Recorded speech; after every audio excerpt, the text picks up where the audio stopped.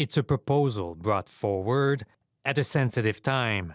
A motion passed at the BCTF's AGM in March asking the teachers' union to lobby the government to add the 1948 Arab-Israeli War and the expulsion of Palestinians from their land as a suggested topic into the BC curriculum.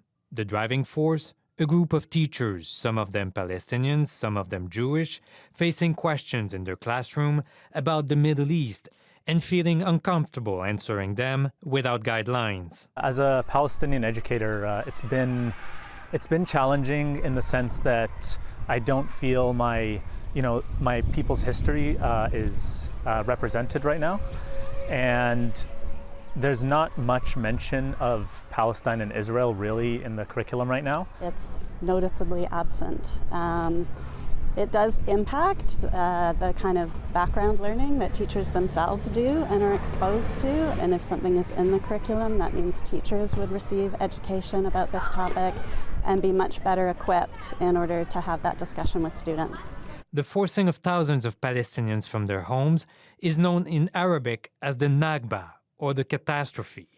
Those forced to leave, never to return, in the midst of the war that led to the creation of Israel.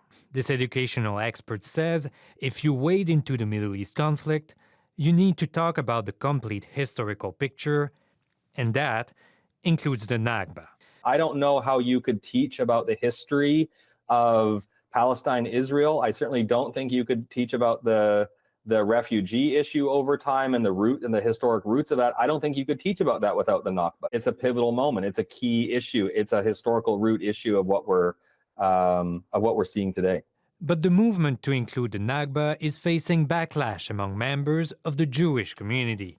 This mother of two who lived in Israel started a petition urging the government to dismiss the proposal over fears it will target marginalized students. A lot of questions about how this curriculum is going to be built, because this is very one-sided. None of the Jewish community was involved in this, the organized community. It's a very complex topic, and by simplifying it, it becomes purely a political propaganda in the classroom, which it doesn't belong there. Jewish leaders have reached out to the BCTF over fears it will compromise the safety of students at a time, they say, Jewish kids and teachers are facing intimidation in the school system.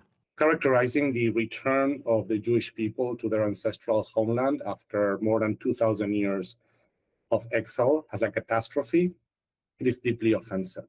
Teaching about the Nakba Day will delegitimize Israel.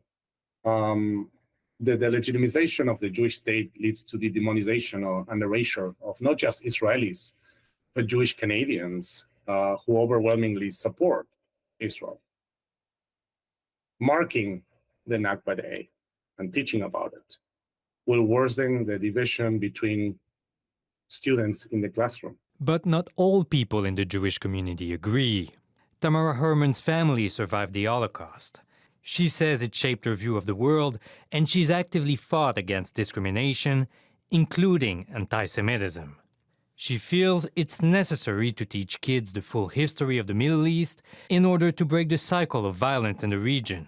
I don't feel that my children can be equipped to be able to find a different trajectory moving forward as they pick up the pieces after this horrific devastation without understanding the history of Palestine and Israel. And that history includes the Nakba. And my child is entitled to learn about it just as much as my child is entitled to learn about the Holocaust. As for the government, they say they have no intention at this point to change BC's curriculum. I'm leaving it to the teachers. I feel that they are fully equipped and they have the professional judgment how to assess their student population and how to depart these lessons.